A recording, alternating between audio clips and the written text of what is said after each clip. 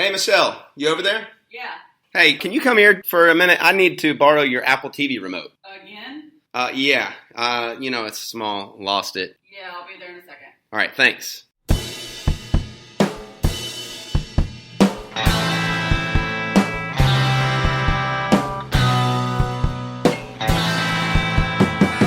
Welcome to Across the Hall, a podcast sharing ELA strategies from one door away with your hosts, Kate Summers and Michelle Shelton.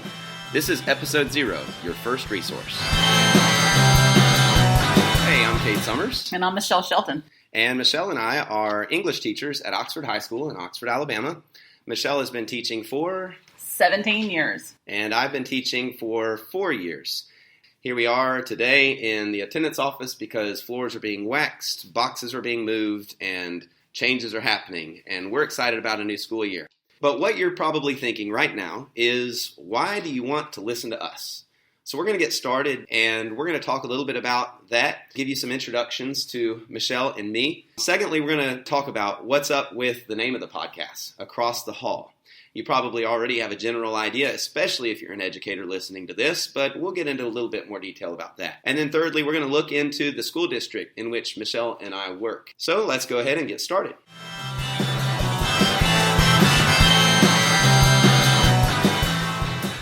Okay, so why should you listen to us? Well, I'm going to talk about myself first, and then Kate will chime in. But basically what I have to offer in this podcast is that I've been teaching for 17 years, which seems like an eternity, and just a couple years at the same time. So I have taught in 4 different school systems. This is my first year at Oxford High School, where we have a one-to-one initiative, but I taught most of my career without that. So I know what it's like to have technology, and I know what it's like to not have technology.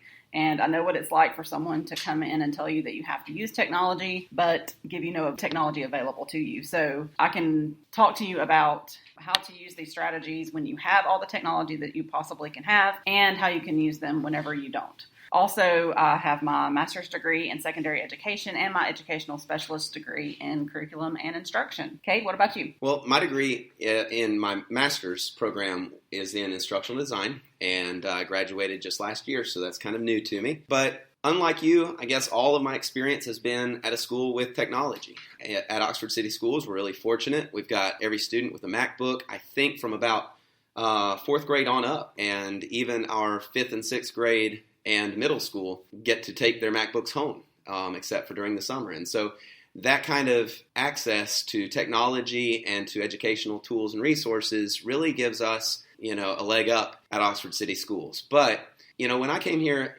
in December 2013, after graduating from the University of South Alabama, I feel like it was just such a huge open door. I love technology. I love, designing curriculum. I like looking inside out and trying to figure out what's going to be best for the students to learn, not only for academic reasons, but for life. And so I think that's what the school system here is all about, and I think that's what Michelle is all about. And so, my lack of experience with her experience, and then our respective talents, I think, and interests really can work well with one another. And we hope that you guys, as our audience, are able to see that. Yes, Kate has been very helpful to me. I may have been in this business a lot longer, but Kate has taught me a lot, especially when it comes to just how to lay out Blackboard and some of the things that he's an expert in that I have never been able to do before.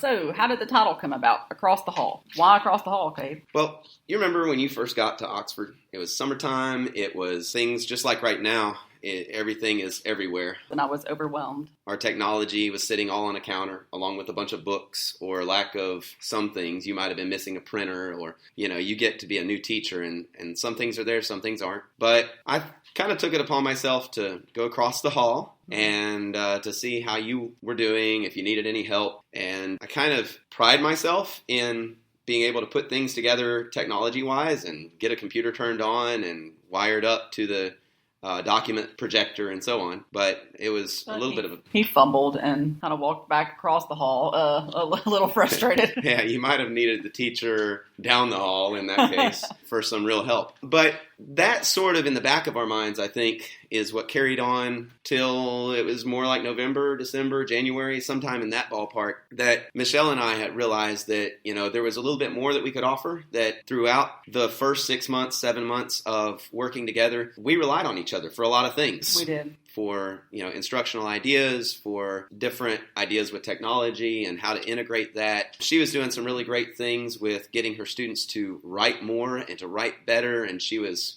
formatively assessing them using technology while they were writing, pulling up students' work on her computer in live time using Google Docs and giving them feedback. And I think holding their toes to the fire, so to speak, making sure that they were not only busy working during class, but busy working in an effective way. And so it was certain things like that, and I think maybe some things that she saw me doing that we realized that we're each doing something interesting to the other. So yes, you were doing blogs through EduBlogs with your students.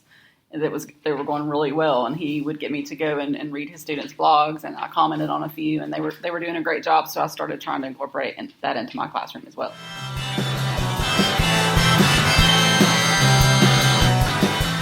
So, Michelle, what is the purpose of Across the Hall? It is to talk about tips and strategies and tools that we can use in the ELA classroom specifically. Have you ever gone to a professional development session and you've come out of that training thinking, that was amazing, but I have no idea how to use this in my classroom? Yeah, and then a week later, what did we learn, right? Right. Make the application, and we forget, or we don't know how. Exactly. So a lot of times whenever we go into these PD sessions, the trainer is a math teacher or a history teacher or a science teacher, and it leaves the ELA teachers just sitting there wishing they could figure out how to use that in their classroom. So Kate and I want to help you with that.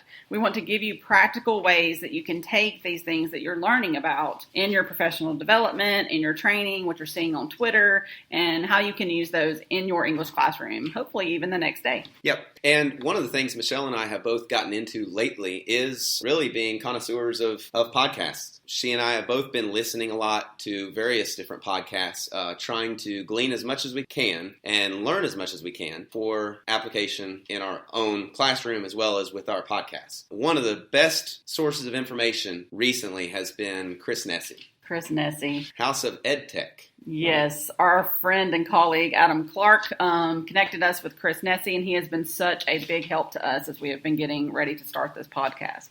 We want to thank Chris for all the things he's done for us. He even joined a Voxer conversation with teachers in our school. And he has answered so many crazy questions that I have asked him, and I'm so appreciative of him. And you can find Chris Nesi at www.chrisnesi.com. Nesi is Nesi.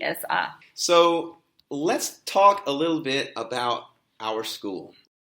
There's a lot of really great things going on. Collaboration is just one of those things. What else is going on at Oxford, Michelle? Well, one of the things that's been very consistent throughout this entire past year has been the idea of the growth mindset, which is a term coined by Carol Dweck. Our principal, Heath Harmon, talks about the power of yet, and we really focus our priority on seeing the students grow rather than everyone just all of a sudden becoming masters of the content.